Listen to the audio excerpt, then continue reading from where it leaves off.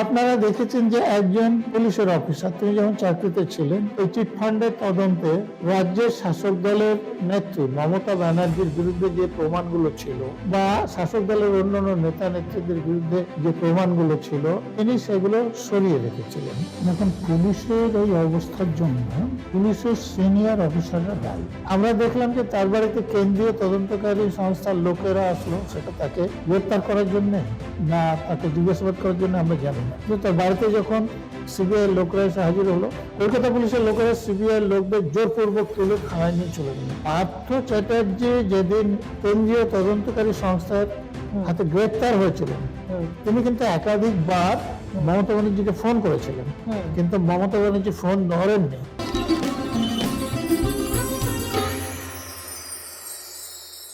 আমরা পুলিশ বলতে আমাদের চোখের সামনে যে দৃশ্যটা ভেসে ওঠা কথা, সেটা হচ্ছে উর্দি পরা একজন মানুষ এবং তিনি রক্ষা করছেন সমস্ত বিপদ আপদের হাত থেকে। সাধারণ মানুষ তার আন্ডারে থেকে সুরক্ষিত বোধ করছে। কিন্তু বর্তমানে ছবিটা পুরোপুরি আলাদা। এখন পুলিশ মানেই মানুষের কাছে তোলাবাজি, পুলিশ মানেই গুন্ডাগিরি, এবং সেই গুন্ডাগিরির পেছনে একটা সরকারি ছাপ রয়েছে।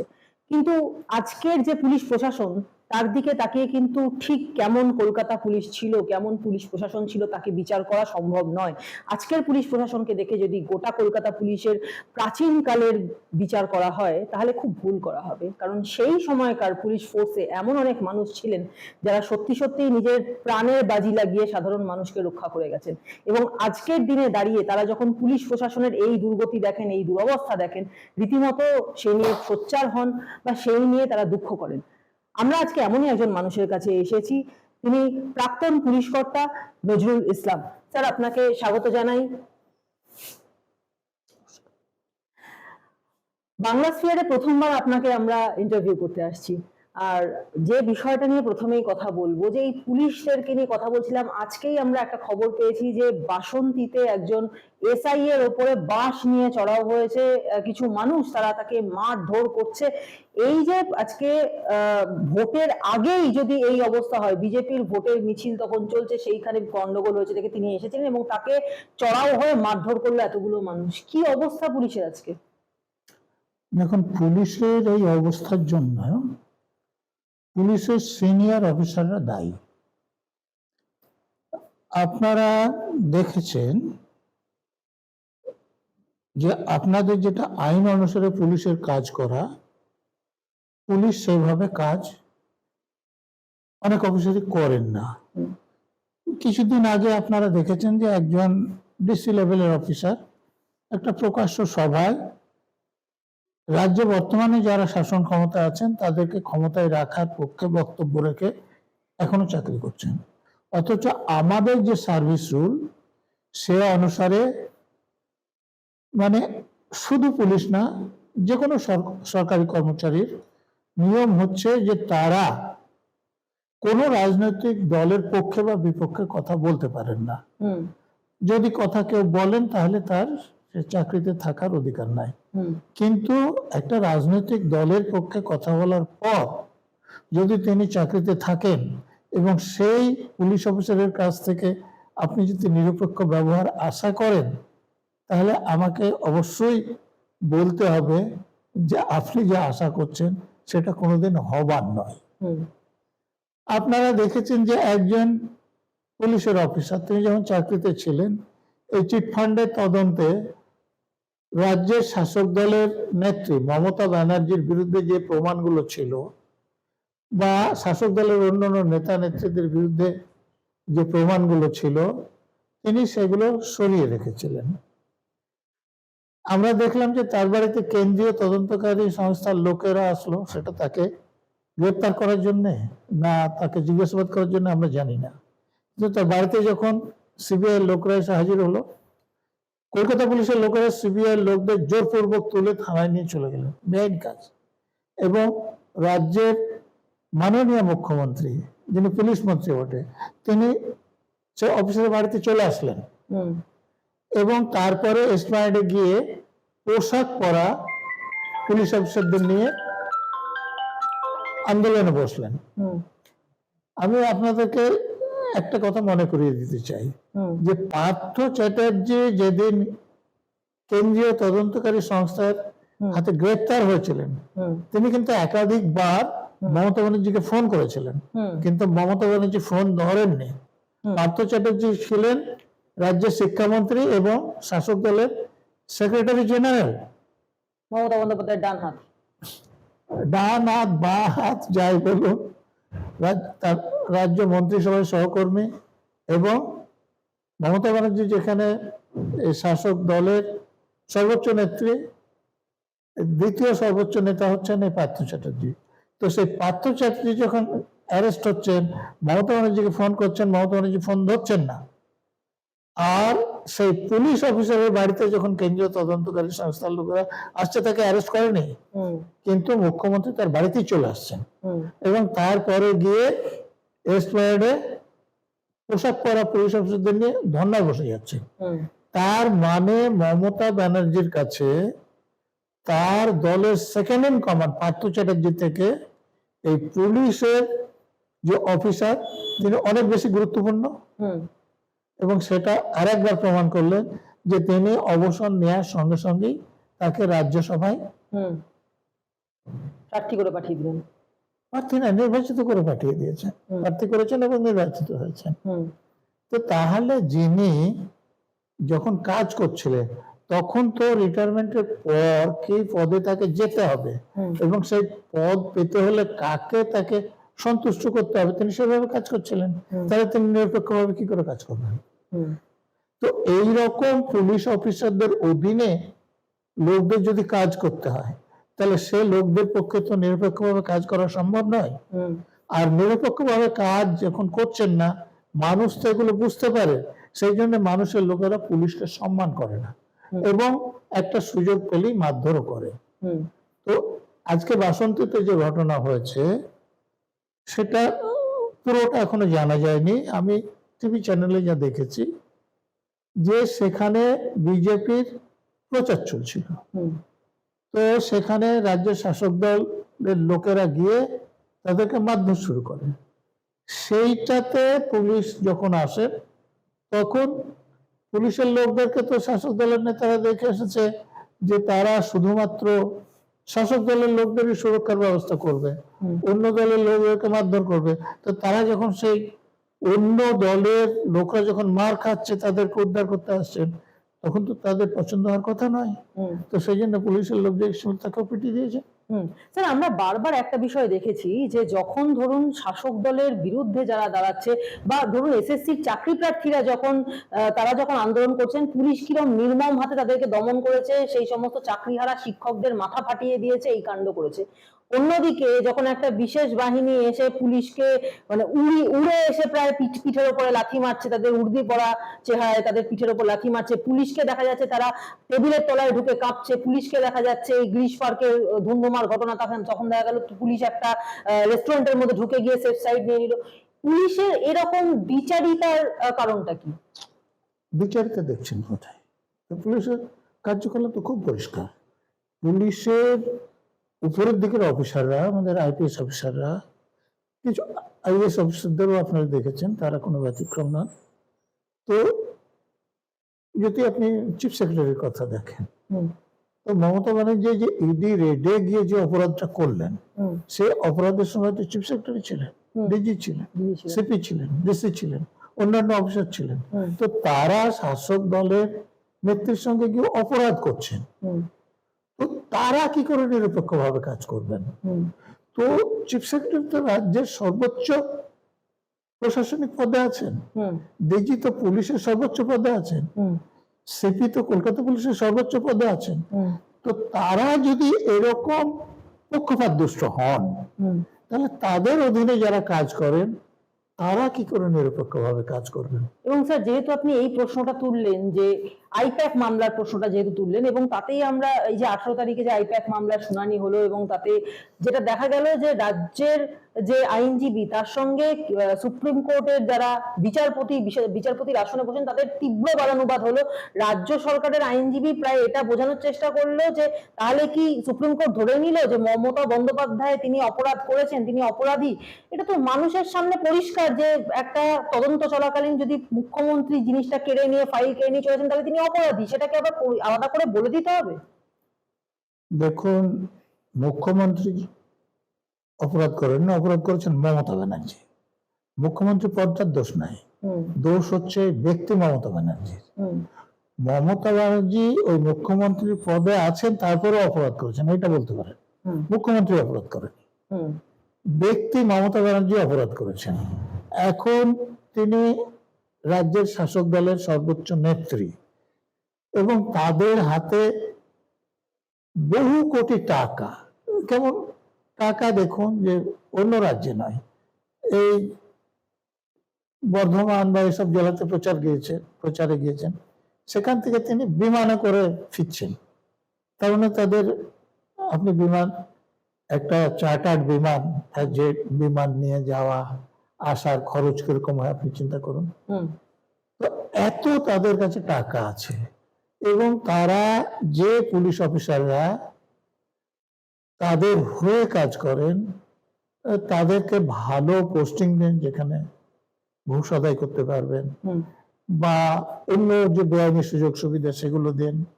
এবং রিটায়ারমেন্টের পরে তো আমি তো আপনাদেরকে বললাম যে কাউকে এমএলএ করে মন্ত্রী করেন, কাউকে এমপি করে পাঠান।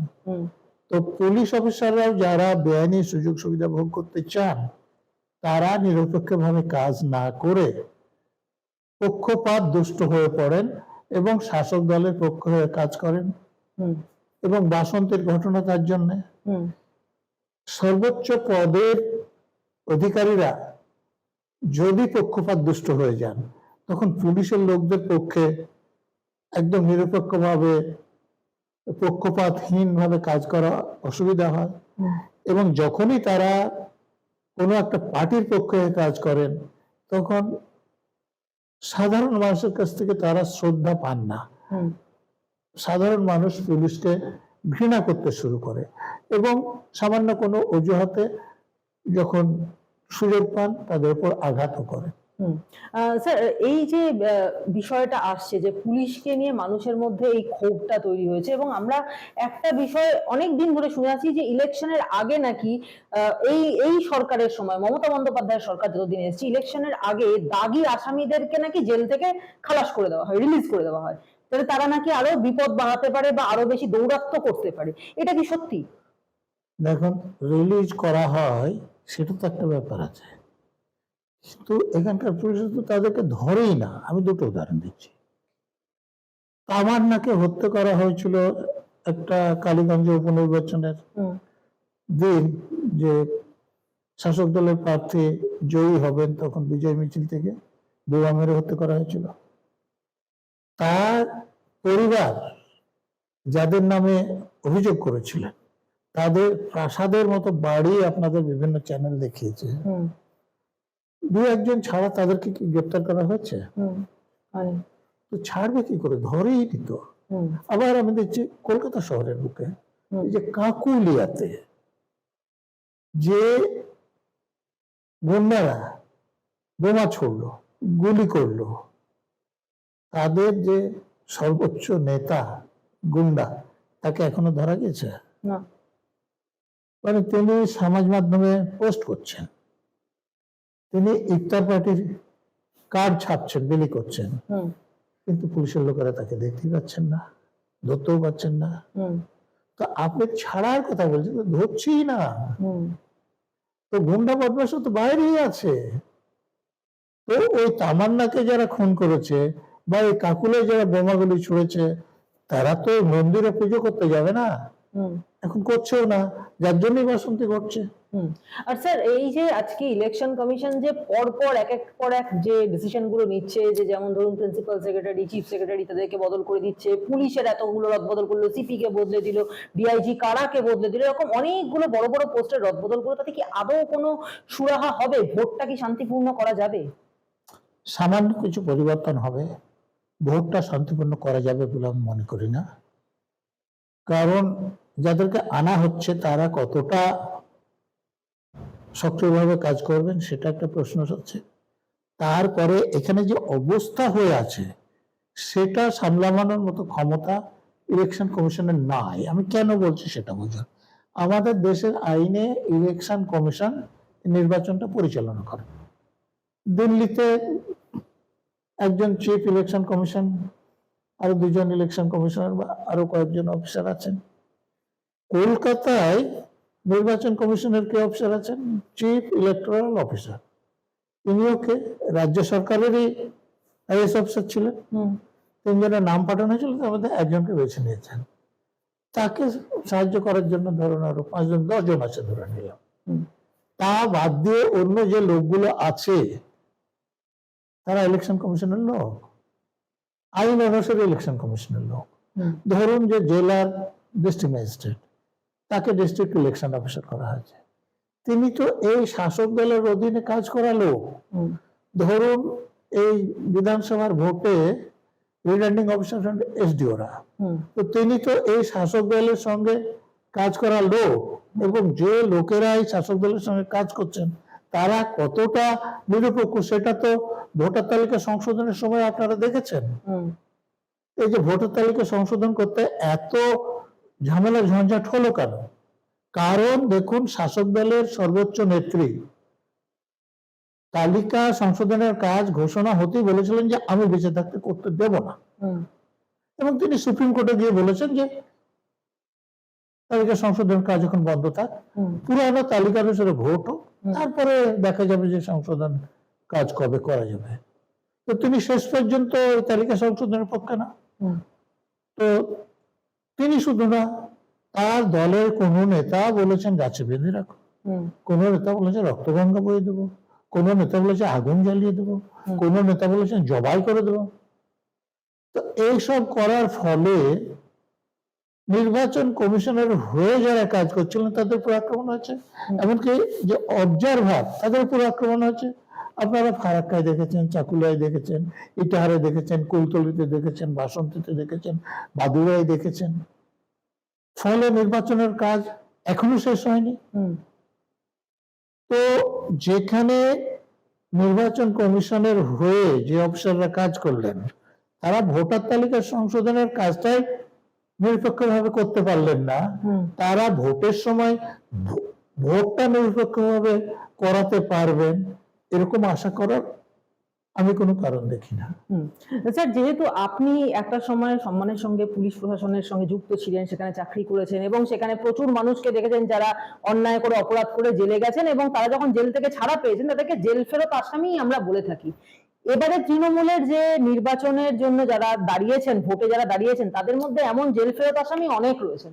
এবং আরেকটা অদ্ভুত বিষয়, এই জেল ফেরত আসামিদের মধ্যে একজন, তার নাম কুণাল ঘোষ, তাকে দেখা গেছে যে যাকে মানে এই কুণাল ঘোষকেই যিনি জেলে নিয়ে গেছিলেন তাকেই রাজ্যসভাতে মমতা বন্দ্যোপাধ্যায় আজকে পাঠিয়েছেন নির্বাচিত করে, এবং মমতা বন্দ্যোপাধ্যায়ের যে ধর্ণা মঞ্চ, সেখানে সেই জেল ফেরত আসামি এবং সেই পুলিশ দুজনে পাশাপাশি দাঁড়িয়ে গলাগলি ভাব।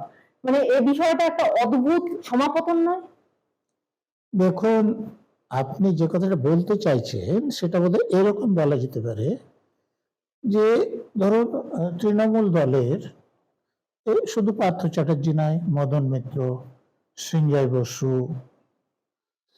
এরকম এমনকি ফিরহাদ হাকিম, শোভন চ্যাটার্জি, সুব্রত মুখার্জি তো এখন বেঁচেই নেই, অনেকে অ্যারেস্ট হয়েছে, কিন্তু তাদের অ্যারেস্টটা করেছে কেন্দ্রীয় তদন্তকারী সংস্থার লোক। কিন্তু আপনি যার নাম করছেন তাকে অ্যারেস্ট করেছিল এই রাজ্যের পুলিশ, অর্থাৎ মমতা ব্যানার্জি যে পুলিশ মন্ত্রী তার অধীনের পুলিশ, এবং তিনি প্রায় বছর 3 হাজতে ছিলেন।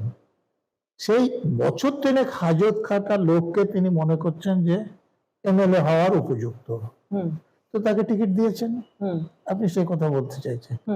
আপনি অত দূরে যাবেন কেন? এই যে এবার ভাঙড়ে তৃণমূলের প্রার্থী কে? আরাবুল না, আরাবুল এবার অন্য জায়গা থেকে আইএসএফের প্রার্থী হয়েছে, আর ভাঙড়ে তৃণমূলের প্রার্থী হয়েছেন শওকত মোল্লা। শওকত মোল্লা, আচ্ছা, তো শওকত মোল্লা 16 সালে এমএলএ ছিলেন। 18 সালের একটা প্রশাসনিক সভা থেকে, এনে কোনো প্রাইভেট মিটিং টিটিং নয়, রাজ্যের মুখ্যমন্ত্রী তো পুলিশ মন্ত্রী কি বলেছিলেন যে তুই বোমা বাঁধিস। তো রাজ্যের পুলিশ মন্ত্রী যখন জানেন যে একটা লোক বোমা বাঁধে, তাহলে তাকে কোথায় রাখা উচিত? ধরে হাজতে পাঠানো তো উচিত, তারপরে সাজা হলে জেলে। কিন্তু তিনি 21 সালে তাকে আবার টিকিট দিলেন, এমএলএ করলেন, এবারও তাকে টিকিট দিয়েছেন। তো রাজ্যের যিনি শাসক দলের সর্বোচ্চ নেত্রী, যিনি এ রাজ্যের মুখ্যমন্ত্রী, যিনি এ রাজ্যের পুলিশ মন্ত্রী, তিনি প্রশাসনিক সভা থেকে বলছেন যে তুই বোমা বাঁধিস। সেই বোমা বাঁধা লোককে তিনি বছরের পর বছর টিকিট দিয়ে যাচ্ছেন। তো আপনি সেই নেত্রীর কাছ থেকে কি আশা করবেন, আর সেই দলের অন্য নেতাদের কাছ থেকে কি আশা করবেন? অন্য কিছু তো আশা করতে পারেন না।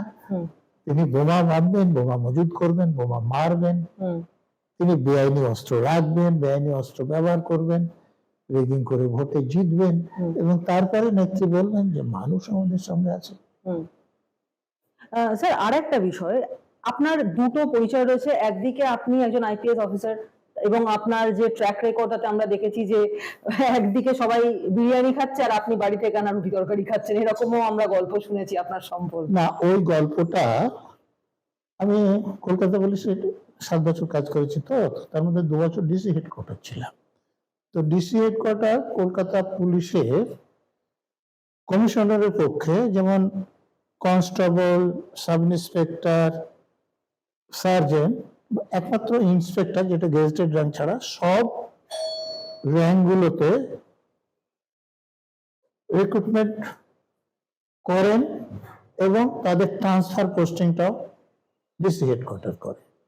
এবং কমিশনারের পক্ষে ডিসি হেডকোয়ার্টার সম্পূর্ণ যে ল অ্যান্ড অর্ডার, যে দুর্গাপুজো হবে তার যে পুলিশি বন্দোবস্ত, যে মহরম হবে তার যে পুলিশি বন্দোবস্ত, ক্রিকেট খেলা হবে তার যে পুলিশি বন্দোবস্ত, ফুটবল খেলা হবে তার যে পুলিশি বন্দোবস্ত, সেগুলো ডিসি হেডকোয়ার্টার করে। তো যেমন ধরুন দুর্গাপুজো যখন হয়, আমার অভিজ্ঞতা হচ্ছে, যেহেতু আমি সবসময় আমার নিচের কর্মচারীদের সঙ্গে কাজ করতাম, যে সারাদিন ডিসি হেডকোয়ার্টার এখন কিরকম আছে জানি না, পোস্টারটা আপডেট করেছে, জেএনসিবি করেছে, দিনে কয়েক হাজার সই করতে হয়। তো আমি সেই জন্য সারাদিন অফিসে থাকতাম। তারপরে সারা রাত্রি অনেক সময়, যেহেতু দুর্গাপুজোর সময় জানেন যে সব সময় রাস্তায় লোক থাকে, বরাত্রেও থাকে, তো আমি তখন কন্ট্রোল রুমে থাকতাম। এই কন্ট্রোল রুমে যখন সিনিয়র অফিসার থাকতেন, আমাদের কলকাতা পুলিশের কন্ট্রোল রুমে এরকম একটা রেওয়াজ ছিল যে ওখানে খাবার ব্যবস্থা করা হতো কন্ট্রোল রুম থেকে। তো একদিন এরকম যে দুর্গাপুজোর সময় যখন আমি কন্ট্রোল রুমে আছি, তো তুষার দালগুলো গিয়েছিলেন, পুলিশ কমিশনারও যান কখনো কখনো, তো উনিও গিয়েছিলেন, বসেছিলেন দুপুর বেলায়। তো খাবার আনা হয়েছে, তো সেখানে খেতে দেওয়া হচ্ছিল। তো আমি সেটা না খেয়ে আমি একটু ওই যে মুড়ি, বাদাম, চানাচুর এরকম কিছু শুকনো খাবার নিয়ে গেছিলাম, সেটা বের করে খাচ্ছিলাম। মানে এটা প্রচার হয়েছে এই জন্যে, আমার জন্য নয়, তুষার তালুকদারের জন্য বেশি করে। তো আমাকে তুষার তালুকদার বললেন যে আজকের খাবার তো ভালো আছে, তুমি খাচ্ছ না কেন? আমি প্রথমবার কোনো উত্তর দিইনি। তারপর তিনি যখন আমাকে চাওয়াচাওয়ি করছিলেন যে খাবার তো ভালো আছে, তুমি খাচ্ছ না কেন? আমি বললাম যে স্যার, এই খাবারটা যে হোটেল থেকে আনা হয়েছে, আমি খোঁজ নিয়ে দেখেছি দাম দেওয়া হয় না, তো বিনা পয়সায় আনা খাবার আমি খেতে চাই না। তো আমি খেলাম না। কিন্তু আমি এটা মুখের সামনে বলার ফলে যেটা হলো, তালুকদার সাহেব আর খেলেন না, অফিসে কাজ আছে বলে ওখান থেকে চলে আসলেন। তো স্বাভাবিকভাবে পুলিশের লোকদের মধ্যে এটা নিয়ে খুব আলোচনা হয়, এবং সংবাদ লোকদের কাছেও যায়। আর আরো একটা কারণে এটা বেশি প্রচার হয়েছে, যে আমার সম্পর্কে কোনো আলোচনায় তুষার তালুকদার, অন্তত আমি 2 বার শুনেছি যে তিনি এই ঘটনাটার উল্লেখ করেছেন, যে ওর সততা নিয়ে তোমরা প্রশ্ন তুলতে এসো না, ও এইরকম যে আমরা যেখানে খাচ্ছি ও সেখানে মুড়ি কি বাদাম এইসব বাড়ি থেকে নিয়ে গিয়ে খায়। তো তার বিরুদ্ধে কিছু বলতে গেলে একটু ভেবে চিন্তে বলতে হবে। এই জন্য এই যে আপনিও যেমন শুনেছেন, এটা তুষার তালুকদার বলার কারণে। হ্যাঁ, তো এই রকম ঘটনা আপনার সম্পর্কে শোনা গেছে, এবং আপনার নামটা যখনই উচ্চারণ করা হয় তখন একটা শ্রদ্ধার সঙ্গে সবাই উচ্চারণ করে, কিন্তু নামটা একজন আপনি মুসলমান ধর্মাবলম্বী। সেখানে দাঁড়িয়ে আজকে আমাদের মুখ্যমন্ত্রী তিনি একটা ওপেন মঞ্চ থেকে বলছেন যে আমরা রয়েছি বলে আপনারা এখনো ভালো আছেন, যদি আমরা থাকি না, চলে যাই, না থাকি, তাহলে 1 মিনিটের মধ্যে এমন একটা কমিউনিটি এমন জোট বাঁধবে না, 1 মিনিটের মধ্যে 12টা বাজিয়ে দেবে। কোন কমিউনিটিকে তিনি উদ্দেশ্য করতে চাইছেন সেটা আমরা বুঝতে পারছি। আপনি একদিকে এরকম একটা দায়িত্বশীল পদে এতকাল কাজ করে এসেছেন এবং ধর্মে আপনি একজন মুসলিম, আপনি কিভাবে দেখছেন এই বিষয়টা? দেখুন, আপনি আর একটা উদাহরণ দিচ্ছেন ওনার বক্তব্যে। উনি প্রচন্ড সাম্প্রদায়িক লোক, সাম্প্রদায়িক মন্তব্য করেন এবং প্রচন্ড মুসলমান বিদ্বেষী। যদি বলেন আমি প্রমাণ করে দেব। একবার ইফতার পার্টিতে যাওয়া নিয়ে সাংবাদিকরা তাকে প্রশ্ন করেছিলেন।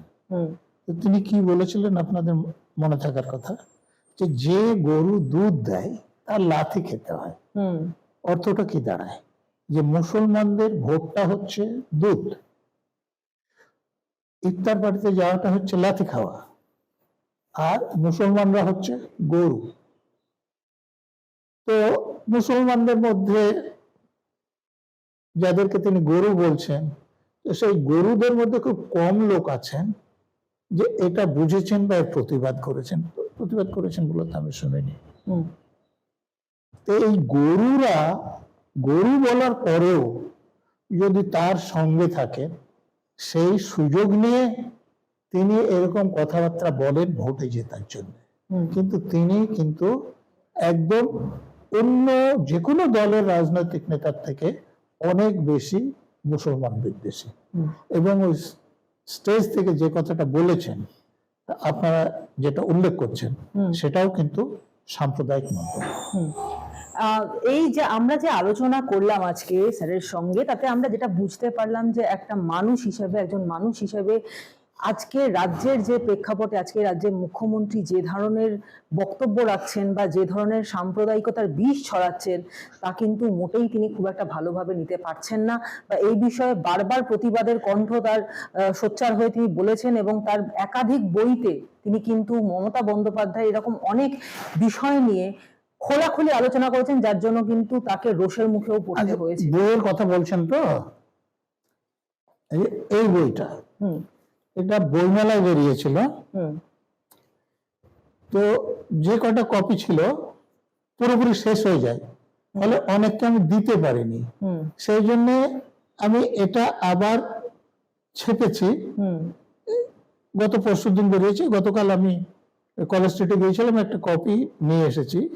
এখানে দেখুন এই যে রাজ্যে পরিবর্তন কেন দরকার এবং কিভাবে সম্ভব, এই কিভাবে সম্ভবটা কিন্তু রাজ্যে যদি অবাধ এবং সুষ্ঠু নির্বাচন করতে হয়, তাহলে এখান থেকে কিছু নেওয়ার আছে।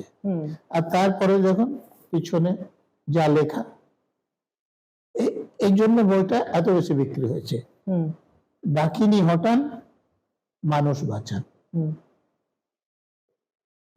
যেটা পিচ বইয়ের পিছনে আমি সেটা লিখেছি। তো এই বইটা এখন কলেজ স্ট্রিটে আদি দে বুক স্টোর আছে, সেখানে পাওয়া যাচ্ছে। যদি কেউ জানার জন্য এটা নিতে চান তাহলে সেখান থেকে পেতে পারেন।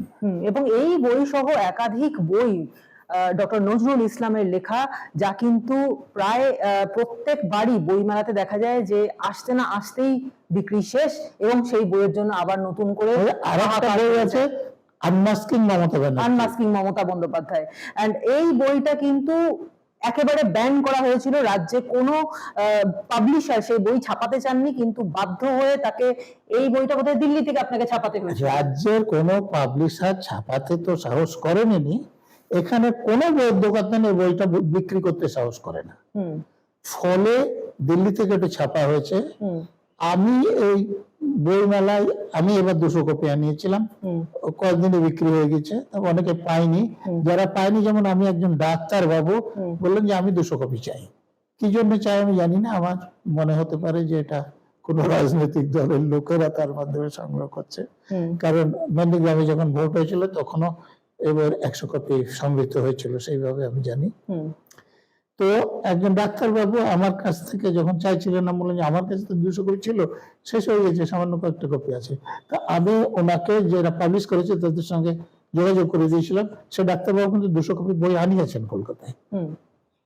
তো এইভাবে একের পর এক বিভিন্ন বইয়ের মাধ্যমে বিভিন্ন তথ্য দিয়ে কিন্তু মুখ্যমন্ত্রী মমতা বন্দ্যোপাধ্যায়ের আসল চেহারাটা বারবার প্রকাশ করে দিয়েছেন ডক্টর নজরুল ইসলাম, এবং এইভাবেই কিন্তু বারবার প্রতিবাদ তার কণ্ঠ থেকে বেরিয়ে এসেছে। আরো এরকম এপিসোডসের জন্য নজর রাখুন। ক্যামেরায় রাজের সঙ্গে অনন্যা মজুমদার, বাংলা স্ফিয়ার।